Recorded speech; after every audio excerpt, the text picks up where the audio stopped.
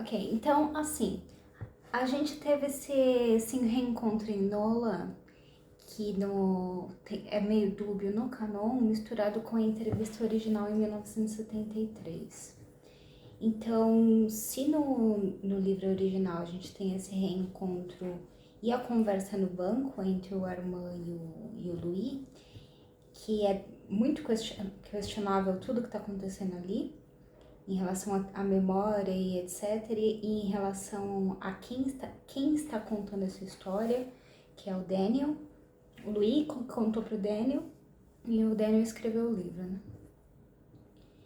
E o fato de que o Daniel encontrou com o Armand na casa do Lestat. Ah, meu Deus! É, e mais eu acho do que o julgamento deles mostrarem a coisa da torre, porque eu sempre achei ridículo. Ah, desculpa aí, pessoal que gosta disso, mas o Armand jogar o Lestat da torre e esmigalhar em mil pedaços, que ele já estava sofrendo pelo esfaqueamento e tudo mais, e envenenamento. E depois ajudar a carregar esse corpo de volta até Nova Orleans. Trabalho do cacete, sabe? Mas enfim, né? Mais do que revisitar e mostrar o lado do Lestat, que obviamente eles vão ter que fazer, que até agora tem gente que culpa o Lestat, inclusive o próprio Louis, dentro do texto, né? Não, não sabe exatamente o que aconteceu. Então eles vão ter que mostrar. Mas além disso, tem que mostrar, durante esses 70 anos, eu vou estar precisando, beleza? Do Gremlin indo visitar o Lestat no casebre, apodrecido, e mexendo com a mente dele e zoando com ele, e os dois se micando que nem duas velhas do Grey Gardens, do filme Grey Gardens. Eu preciso, porque honestamente, até onde eu li as coisas da Ana Rose, essas são as cenas que eu mais gosto, que eu mais dou risada, que eu acho mais fenomenais esses dois. Podre. E isso porque o Louis acha que o Armand foi se matar. O que o Armand foi fazer foi encher o saco do Lestat e foi torturar o Daniel. É isso que o Armand tá fazendo. E o Louis lá achando que ele levou o Armand a se arrepender e andar em direção ao sol. Foi sim. Ai, meu Deus. And when I did read, I read the Black Mask magazine. I read the stories of the ugly, nihilistic men of the 20th century, the gray-clad crooks and the bank robbers and the detectives, and I tried to remember things. But I was so weak. I was so tired. And then early one evening, Armand came. I thought at first it was a delusion. He was standing so still in the ruined parlor, looking younger than ever with his short auburn cap of 20th century hair and narrow little suit of dark cloth. It had to be an illusion. This figure coming into the parlor and looking down at me as I lay on my back on the floor by the broken French window, reading Sam Spade by the light of the moon. Except for one thing. If I were going to conjure up an imaginary visitor, it certainly wouldn't have been Armand. I glanced at him, and some vague shame passed over me, that I was so ugly, that I was no more than a skeleton with bulging eyes lying there. Mesmo na merda, mesmo depois do Armand negar o sangue, porque isso é uma das coisas, aliás, que da adaptação eu fico meio assim. Porque o Armand não oferece o sangue dele pra ninguém, porque ele é reprimido, que ele passou, não sei, mais de século com um culto que prezava a abstinência, entendeu? Abstinência sexual, no caso, seria também de compartilhar sangue. Então, tem essa. Que o esmigalhado, depois de abandonar você, volta pra Paris pra pedir seu sangue. Aqui, ó. E sim, ele atacou o Lestat pra tomar o sangue dele. Eu preciso revisitar essa cena. Porque eu acho que talvez tragam também nesse último episódio. Mas honestamente, só talvez ele controlar o Lestat, né, e esse reencontro em Nola ser manipulação já seria tudo de lindo pra mim, mas provavelmente eles vão mostrar essa cena também do Arma tentar tomar o sangue do Lestat à força. Vamos ver, vamos ver.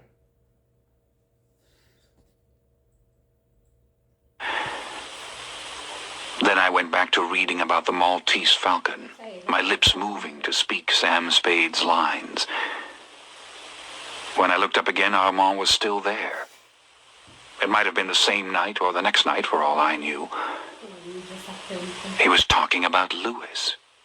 He had been for some time. And I realized it was a lie he'd told me in Paris about Louis. Louis had been with Armand all these years. And Louis had been looking for me. Louis had been downtown in the old city looking for me near the townhouse where we had lived for so long. Louis had come finally to this very place and seen me through the windows. I tried to imagine it. Então, canonicamente o que a gente tem é... O Armand tava com o Luiz. Luizinha tava deprimido e não tava melhorando. E o Armand não só tinha controlado todo o rolê com o julgamento da Cláudia e torturado o Lestat e esmigalhado, mas também mentiu para ambos que o outro estava morto, certo? Que os dois ficaram sofrendo. Os dois perderam tanto a Cláudia quanto um ao outro. Aí ele fala primeiro pro Luizinho que o Lestat tá vivo, só pra ver se tem alguma reação, né? Aí o Luizinho pega e fala, vamos pra Nola. Aí eles vão, os dois juntos.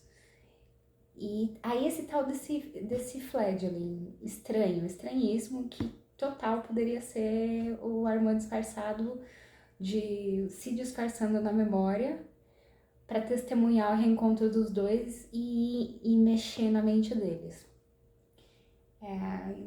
Mudar os detalhes do encontro, conforme fosse.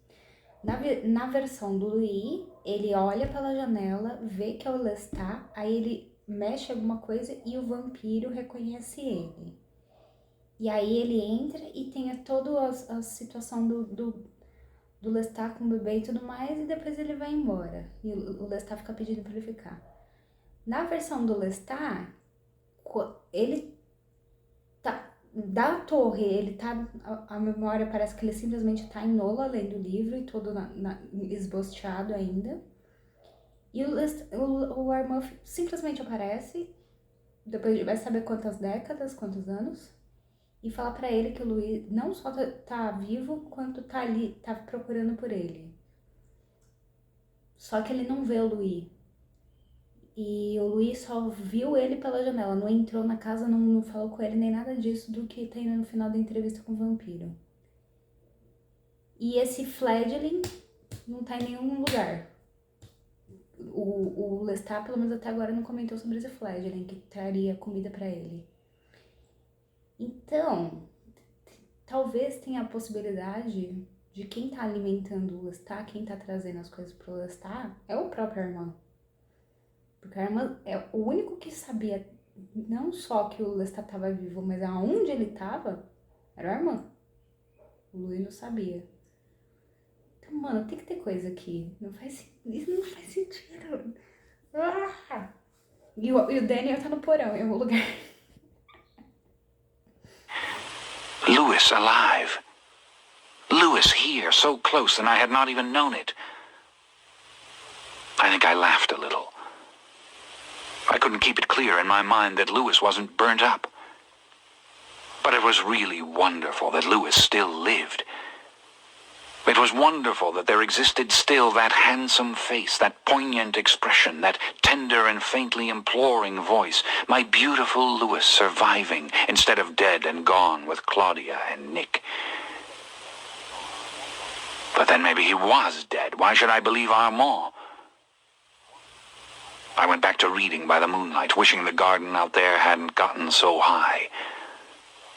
A good thing for Armand to do, I told him, would be to go out there and pull down some of those vines, since Armand was so strong. The morning glory vines and the wisteria were dripping off the upstairs porches, and they blocked out the moonlight. And then there were the old black oaks that had been here when there was nothing but swamp. I don't think I actually suggested this to Armand. And I only vaguely remember Armand letting me know that Louis was leaving him, and he, Armand, did not want to go on. Hollow, he sounded. Dry. Yet he gathered the moonlight to him as he stood there, and his voice still had its old resonance, its pure undertone of pain. Poor Armand. And you told me Louis was dead. Go dig a room for yourself under the Lafayette Cemetery. It's just up the street. No words spoken, no audible laughter, just the secret enjoyment of laughter in me. I remember one clear image of him stranded in the middle of the dirty, empty room, looking at the walls of books on all sides. The rain had bled down from leaks in the roof and melded the books together like papier-mâché bricks. And I noticed it distinctly when I saw him standing there against the backdrop of it, and I knew all the rooms in the house were walled in books like this. I hadn't thought about it until that moment when he started to look at it. I hadn't been in the other rooms in years. It seems he came back several times after that. I didn't see him, but I would hear him moving through the garden outside, looking for me with his mind like a beam of light. Louis had gone away to the west. One time, when I was lying in the rubble under the foundations, Armand came to the grating and peered in at me, and I did see him, and he hissed at me and called me rat-catcher. You've gone mad. You, the one who knew everything, the one who scoffed at us. You're mad and you feed on the rats. You know, in France in the old days, what they called your kind, you country lords, they called you hare catchers because you hunted the hare so you wouldn't starve. And now, what are you in this house? A ragged haunt, a rat catcher. You're mad as the ancient ones who cease to talk sense and jabber at the wind, and yet you hunt the rats as you were born to do. Okay. Again I laughed. I laughed and laughed. I remembered the wolves and I laughed. You always make me laugh, I told him. I would have laughed at you under that cemetery in Paris, except it didn't seem the kind thing to do. And even when you cursed me and blamed me for all the stories about us, that was funny too. If you hadn't been about to throw me off the tower, I would have laughed. You always make me laugh. Delicious it was, the hatred between us, or so I thought. Such unfamiliar excitement to have him there to ridicule and despise. Lembra que o Armand falou no final de entrevista com o vampiro? Que ele levou o Louis lá pra ver se o ódio, tanto pelo Armand ou pelo Lestat, voltasse a fazer ele se sentir vivo. E eu comentei no outro vídeo, né? E eu comentei que o Louis não era o Lestat. O que o Armand tá fazendo aqui agora? Ele tá fazendo o Lestat voltar a viver, tá ligado? Com ódio. E então é lindo isso. É lindo, velho. Ah, esses dois. Máximo. Frenemies. Yet suddenly the scene about me began to change. I wasn't lying in the rubble. I was walking through my house. And I wore not the filthy rags that had covered me for years, but a fine black tailcoat and a satin-lined cape.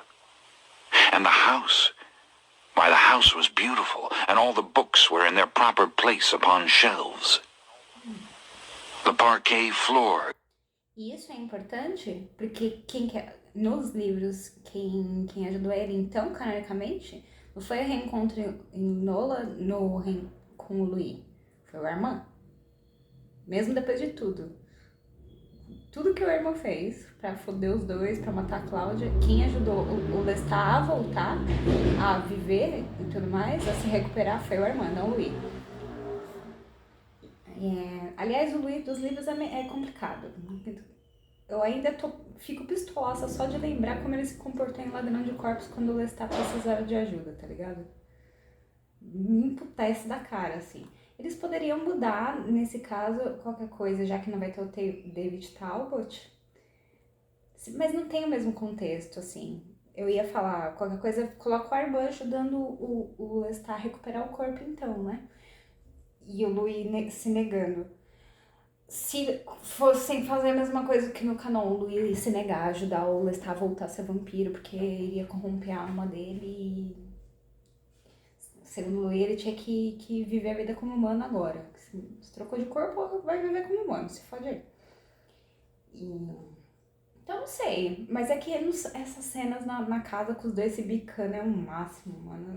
Ia ser lindo, velho. Todas as implicações, ia ser lindo. Glistened in the light of the chandelier, and there was music coming from everywhere, the sound of a Vienna waltz, the rich harmony of violins. With each step I felt powerful again, and light, marvelously light. I could have easily taken the stairs 2 by 2. I could have flown out and up through the darkness, the cloak like black wings. And then I was moving up in the darkness, and Armand and I stood together on the high roof. Radiant he was, in the same old-fashioned evening clothes, and we were looking over the jungle of dark singing treetops at the distant silver curve of the river and the low heavens, where the stars burned through the pearl-gray clouds. I was weeping at the sheer sight of it, at the feel of the damp wind against my face. And Armand stood beside me with his arm around me, and he was talking of forgiveness and sadness, of wisdom and things learned through pain. "I love you, my dark brother," he whispered. And the words moved through me like blood itself. "It wasn't that I wanted vengeance," he whispered. His face was stricken, his heart broken. He said, "But you came to be healed, and you did not want me. A century I had waited, and you did not want me." And I knew, as I had all along, really, that my restoration was illusion. That I was the same skeleton in rags, of course, and the house was still a ruin, and in the preternatural being who held me was the power that could give me back the sky and the wind. "Love me, and the blood is yours," he said. "This blood that I have never given to another." I felt his lips against my face. "I can't deceive you," I answered. "I can't love you. What are you to me that I should love you?" O único que bebeu do Armand foi o Danielzinho. Único. Entendeu? Por isso que eles são noiadinhos, do jeito que eles são. E não só bebeu, mas ficou totalmente viciado e fodeu o corpo e a mente dele inteira. A dead thing that hungers for the power and the passion of others, the embodiment of thirst itself. Deixa ele ser parasita. And in a moment of incalculable power, it was I who struck him and knocked him backwards and off the roof. Absolutely weightless he was, his figure dissolving into the grey night. But who was defeated?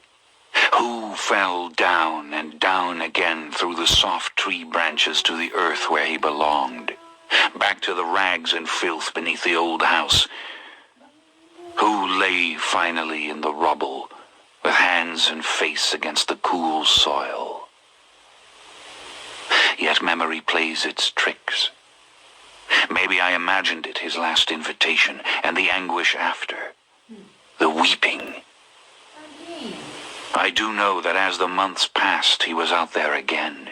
I heard him from time to time just walking those old garden district streets, and I wanted to call to him, to tell him that it was a lie I'd spoken to him, that I did love him.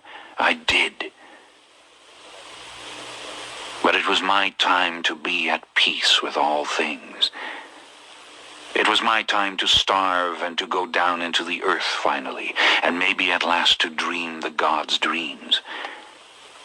And how could I tell Armand about the gods' dreams? There were no more candles, and there was no more oil for the lamps. Somewhere was a strong box full of money and jewels and letters to my lawyers and bankers who would continue to administer these properties I owned forever on account of sums I had left with them. And so why not go now into the ground, knowing that it would never be disturbed, not in this old city with its crumbling replicas of other centuries. Everything would just go on and on and on. By the light of the heavens I read more of the story of Sam Spade and the Maltese Falcon. I looked at the date on the magazine, and I knew it was 1929, and I thought, oh, that's not possible, is it? And I drank enough from the rats to have the strength to dig really deep.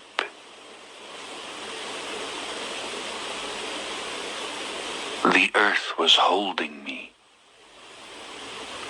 Living things slithered through its thick and moist clods against my dried flesh.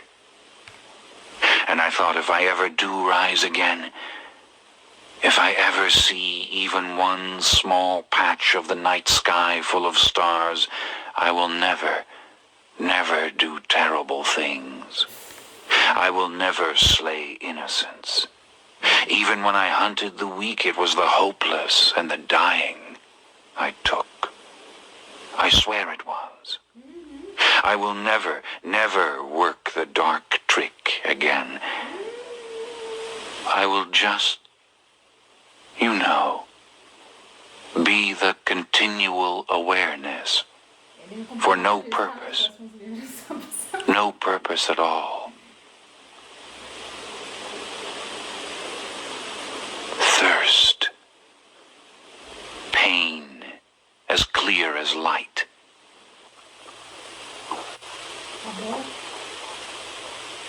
I saw Marius. I saw him so vividly that I thought, this can't be a dream. And my heart expanded painfully. How splendid Marius looked. He wore a narrow, plain, modern suit of clothes, but it was made of red velvet, and his white hair was cut short and brushed back from his face. He had a glamour to him, this modern Marius, and a sprightliness that his costume of the old days had apparently concealed. And he was doing the most remarkable things. He had before him a black camera upon 3 spider legs, and this he cranked with his right hand as he made motion pictures of mortals in a studio full of incandescent light. How my heart was swelling to see this, the way that he spoke to these mortal beings, told them how they must hold one another, dance, move about. Painted scenery behind them, yes, and outside the windows of his studio were high brick buildings and the noise of motor coaches in the streets. No, this isn't a dream, I told myself. It is happening. He is there. And if only I try, I can see the city beyond the windows, know where he is. If only I try, I can hear the language that he speaks to the young players. Marius, I said. But the earth around me devoured the sound. The scene changed. Marius rode in the great cage of an elevator down into a cellar. Metal doors screeched and clanked. And into the vast sanctum of those who must be kept he went, and how different it all was. No more the Egyptian paintings, the perfume of flowers, the glitter of gold. The high walls were covered with the dappled colors of the Impressionists, building out of myriad fragments of vibrant 20th century world. Airplanes flew over sunlit cities. Towers rose beyond the arch of steel bridges. Iron ships drove through silver seas. A universe it was, dissolving the walls on which it was rendered, surrounding the motionless and unchanged figures of Akasha and Enkil. Marius moved about the chapel. He moved past dark, tangled sculptures, telephone devices, typewriting machines upon wooden stands. He set before those who must be kept a large and stately gramophone. Delicately he put the tiny needle to its task upon... Aquela Maven de não sei o que lá, aquela youtuber que fala dos livros da Anne Rice, falou que o Marius de verdade, ele tinha um templo que nem no filme, todo bonitão, com os 12 Romanos que Kept, mas o seriado colocou eles com um monte de quinquilharia. O que é isso aqui que acabou de escrever? É um monte de quinquilharia moderna com os 12 Romanos que Kept. Do que você tá falando, amada? Você não é especialista em Anne Rice? The revolving record. A thin and rasping Vienna waltz poured forth from the metal horn. I laughed to see it, this sweet invention, set before them like an offering. Was the waltz like incense rising in the air? But Marius had not completed his tasks. A white screen he had unrolled down the wall. And now from a high platform behind the seated god and goddess, he projected moving pictures of mortals onto the white screen.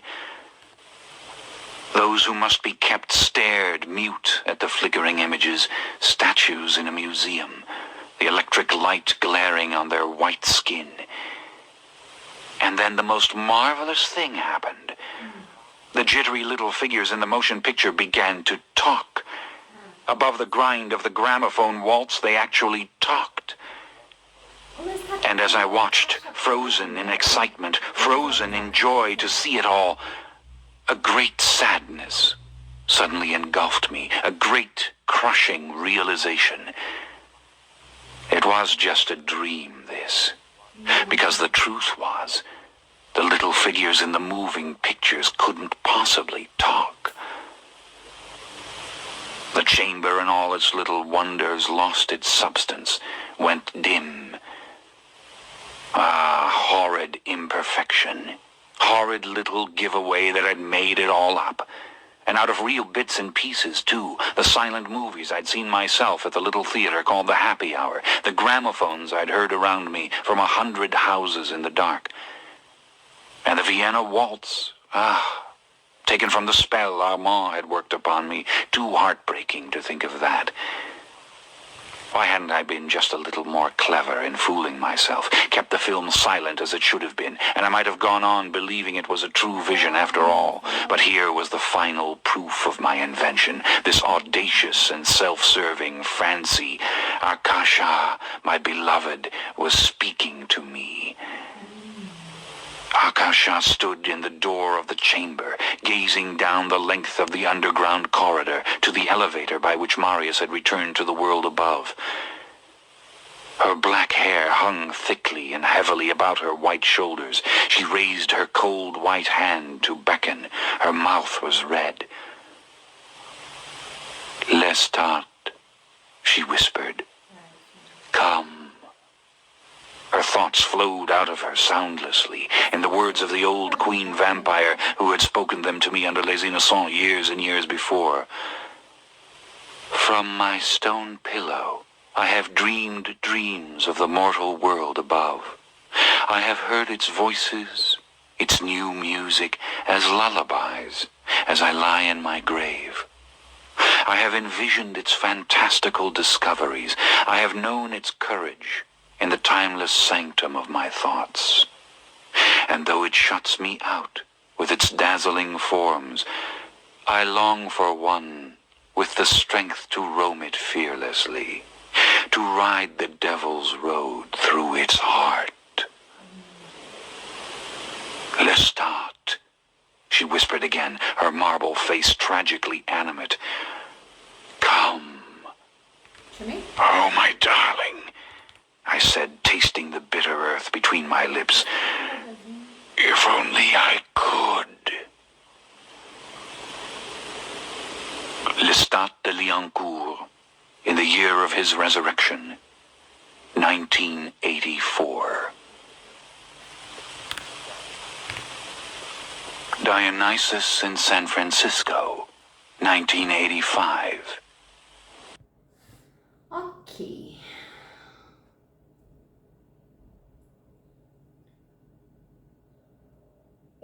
Eu não sei, eu tenho pra mim que de alguma forma eles vão inverter alguma coisa disso aí.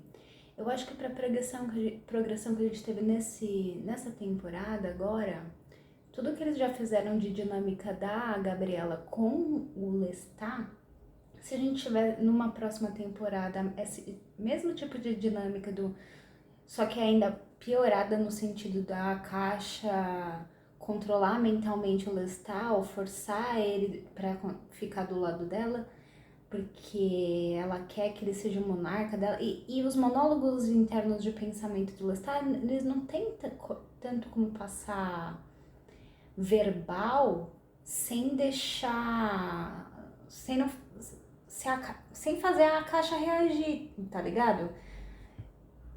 E desistir de tentar convencer ele a ficar do lado dela. Eu não sei, eu tô achando que eles talvez não façam uma coisa da Caixa sequestrar ele, não. E outra coisa, pra mim o interessante seria se a Caixa já estivesse acordada há um certo tempo. Desde quando eu não sei. E eu ouvi dizer que o plano inicial da Anne Rice era fazer o Armand trabalhar para a Caixa de uma forma. Aliás, eu vou pesquisar sobre isso porque parece fenomenal. E se for isso que eles estiverem fazendo aqui, vai ser maravilhoso. E jantar com Debs Milho. Meu Deus.